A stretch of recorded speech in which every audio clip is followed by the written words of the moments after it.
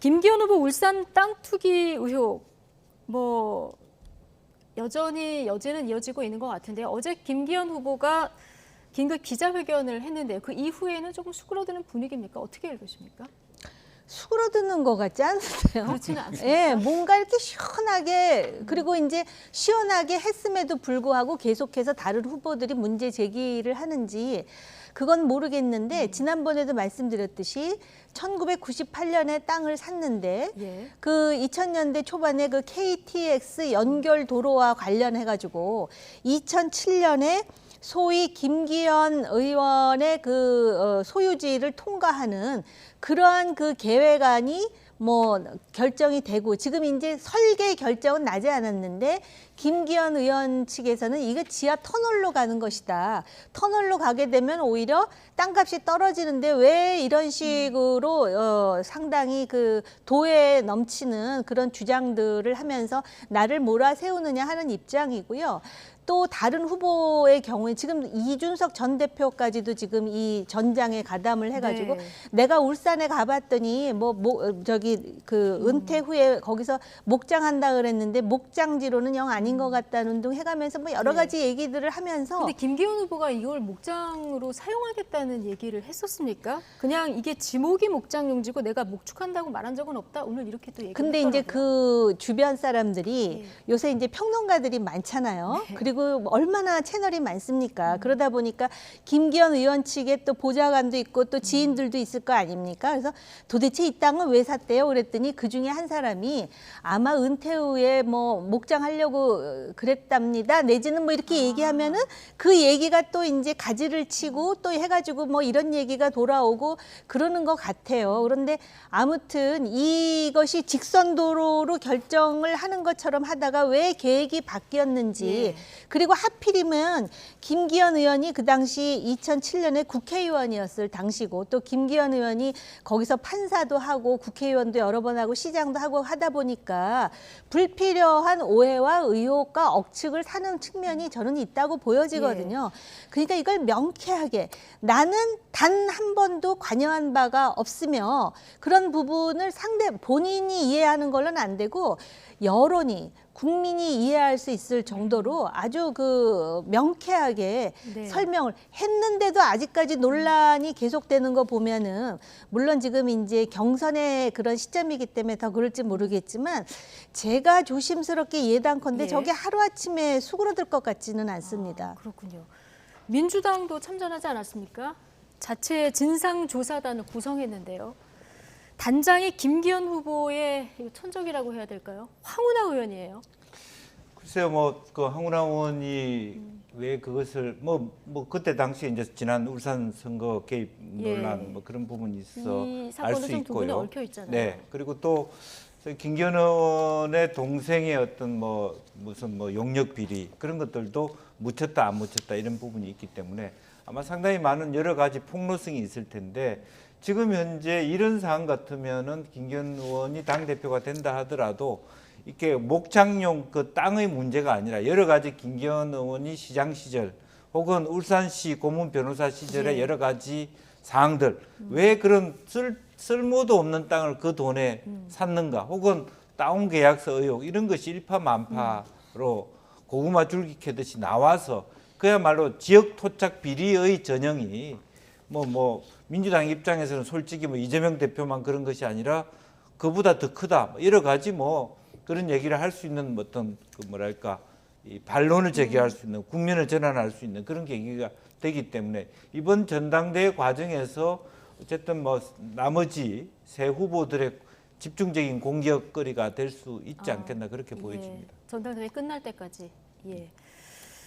뭐 이준석 전 대표 말씀하신 대로 뭐 오늘 울산 현장까지 어제 현장까지 갔다는 얘기도 전해드렸는데 김기현 후보도 저격하고 있습니다만은 오늘 안철수 후보도 또 저격을 했습니다. SNS에 톰 아무리 그래도 연설 회장의 알바는 쓰지 맙시다 라면서 한 유튜버가 올린 영상 링크를 공유했는데요. 자, 이 영상 잠깐 보고 오시겠습니다. 국민의힘 전당대회가 지지자 동원 논란에 휩싸였는데요. 근데 그걸 제가 다녀왔습니다. 채용 공고에 전당대회 지지 알바가 올라와서 공정하고 상식적으로 안철수 지지 알바하고 왔는데요. 저는 민주당 7년차 권리당원입니다. 뉴스 화면에 나온 게 저인데요. 물론 가슴속에는 이재명 대표님의 배지를 착용하고 다녀왔습니다. 안철수 후보님 알바비 6만 원 잘 받아갑니다. 감사합니다. 제리가 올린 영상입니다. 톰을 약 올리기 위해서 올린 건지 모르겠는데요. 어쨌든 이 해당 유튜버는 나는 7년차 민주당원이고 이재명 대표 지지자다. 그런데 아르바이트 모집 사이트에 전당대회 채용 공고가 있어서 내가 6만 원 받고 안 후보 지지 아르바이트를 하고 왔다 이렇게 주장하는 영상이에요.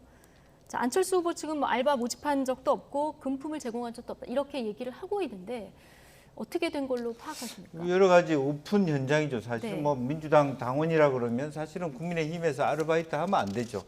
그러나 현실적으로 돈이 궁한 사람이 저런 알바라도 간다 그러는 거는 또 뭐 가지 말라고 말할 수 없는 건데 지난번에 이와 비슷한 상황이 하나 있었어요.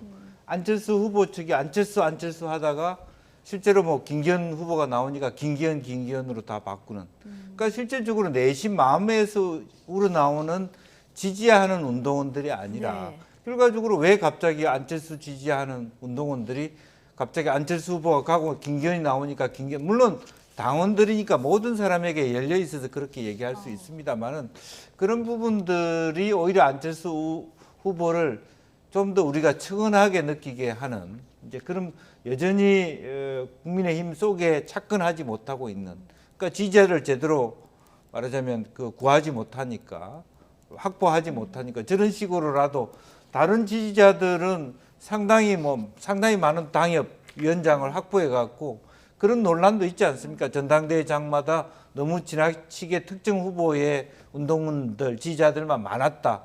그리고 그 후보 선거 운동 연설 끝나면 다 빠져나가는 그런 현상이 있다 보니까 뭐 어쩔 수 없이 저런 일들이 벌어지고 있는 거 아닌가 그렇게 보여집니다. 어떻게 보셨어요?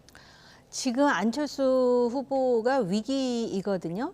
어떻게 됐든 첫 번째 그 경선에서 결선 투표를 만들어내야 되는데 지금 뭐 여러 가지 예측이 나옵니다만은 김기현 후보 진영에서는 한 번에 끝낼 수 있다라는 그런 조심스러운 자신감도 또 나오고 있다고 합니다.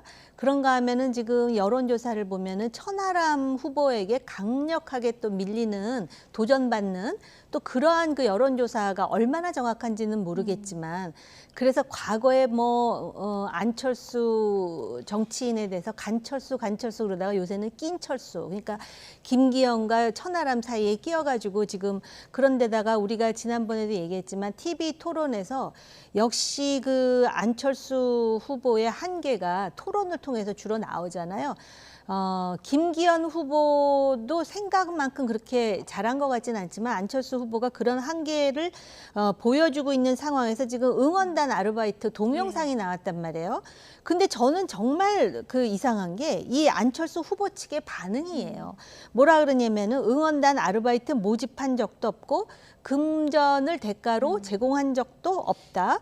지지자를 참칭하고 잠입한 민주당원이 있을 줄은 생각도 못했다 이러는데요. 네. 이건 오히려 강력히 문제를 제기해서 그 사람을 잡겠다라고 나서야 되는 상황이에요. 왜냐하면은 가뜩이나 지금 안철수 후보에 대해서 그러면은 윤석열 대통령한테 당대표가 되더라도 말하지 않으면 아무 일도 일어나지 않는다 그러면 네 하고 아무것도 안 할 것 같은 그러한 어떤 자신감 없음을 보여주는 데다가 또 자기 말에 대해서 그렇게 그 상당히 논리적으로 구사하는 것 같지도 않고 어떤 생각을 하는지에 대해서 이번에 여러 가지 한계를 드러내는데 막상 이런 일이 있으면 안철수 후보는 재력이 풍부하니까 이런 식으로 알바를 동원하나라는 불필요하고 사실과 다른 오해를 불러일으킬 소지가 있기 때문에 오히려 이런 부분에 대해서는 강력히 문제 제기를 하고 그 동영상 누가 만들었는지 내가 좌시하지 않겠다 이래야 되는데 더 강력하게 대응을 그렇습니다. 했어야 된다. 근데 우리는 한계 없어요라고 얘기하면은